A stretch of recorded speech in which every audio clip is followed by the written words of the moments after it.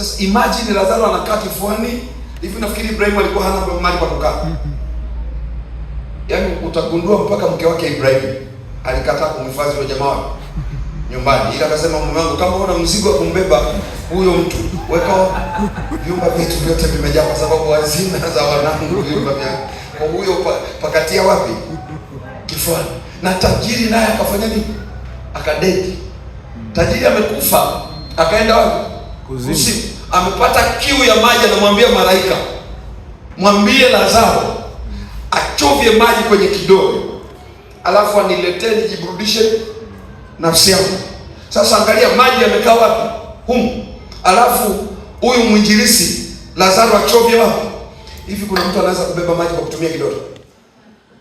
Mwambie jirani yako, Mungu akupe hela, utadharauliwa duniani mpaka mbinguni. Mwambie jirani yako, mwambie utadharauliwa kila kona, na useme una roho ya kukataliwa. Una roho ya kukataliwa ukiwa na hela. Mwenye hela hajawahi kukataliwa. Oh my God, Bwana akupe hela katika jina la Yesu Kristo aliye hai. Mwenye hela hajawahi kukataliwa. Imagine jamaa anadharauliwa duniani, alikuwa anakula nini? Makombo.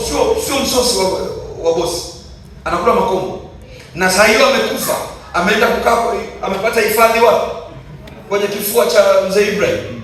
Na bado jamaa tajiri anakufa, yuko kuzimu, lakini anasema agiza huyo mwinjilisi achovye maji kwenye kidole. Kuna adhabu zingine ambazo zinatokana na umaskini.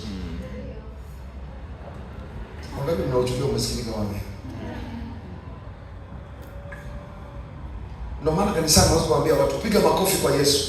Unashangaa kuangalia usoni mhubiri, sio kwamba amekukasirikia, ila hayupo hapa, yuko Ngaramtoni, yani anawaza sasa hivi, akili frame mwili wote uko hapa, ila akili yote iko kwa mlongo.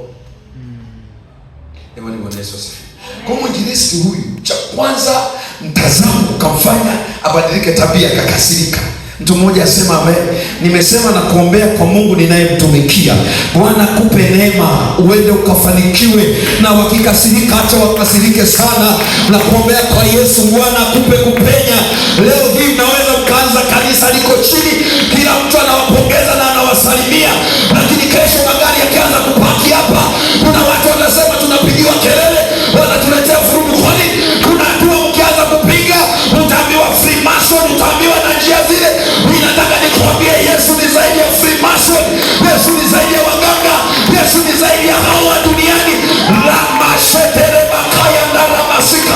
Kama wao wanaweza kufanikiwa, Biblia inasema fedha na dhahabu ni mali yangu, sio ya Freemason. Kwa hiyo fedha lazima ije kwenye mikono yetu. Ndio maana jana nikasema, hata kama leo hauna hela, usitembee na mazingira, tembea na neno la Bwana. Nasema mtakopesha